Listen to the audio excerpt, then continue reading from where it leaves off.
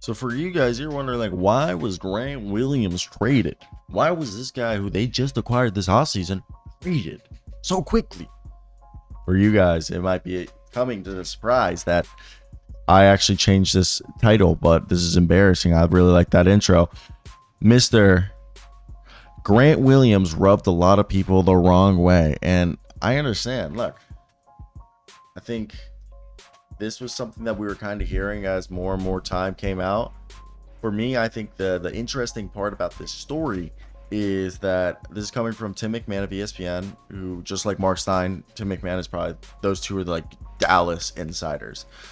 So Mavericks were determined to trade Grant Williams, rubbed a lot of people the wrong way is what we're hearing. The tenure of Grant Williams with the Dallas Mavericks lasted just a few months as they swiftly traded him at the deadline to Charlotte for PJ Washington. Shout out myself. I wrote an article saying that they were looking to trade Grant. I wrote an article about PJ Washington saying that Dallas seemed like a team that would be going for him.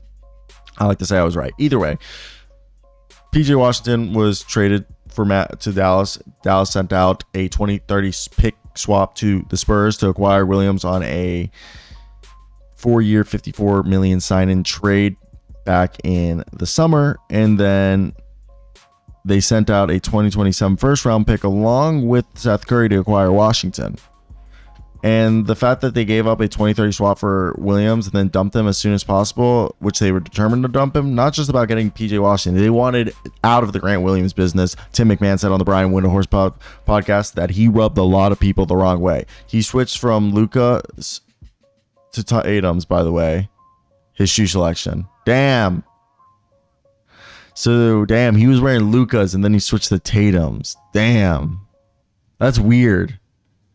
And Williams and Luka Doncic share an agent, Billy Duffy, which could have contributed to his initial arriving with the Mavericks. McMahon has also described the acquisition of Williams a massive whiff, and that he had multiple front offices reach out to him about how Dallas improved in the short term, but now don't control the draft capital between 2027 and 2030. So, look, if someone's a locker room cancer, I think you got to move on from them.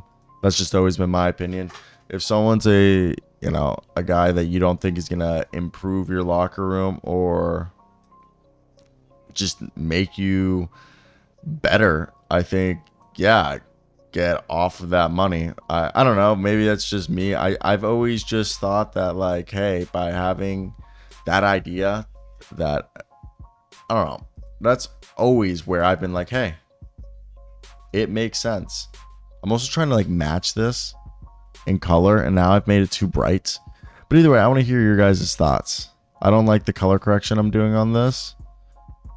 Should I do more gamma? I feel like more gamma, less brightness, right? More gamma. There we go. And now this looks, it still doesn't look the same. I don't know why the hue on this one's completely different, but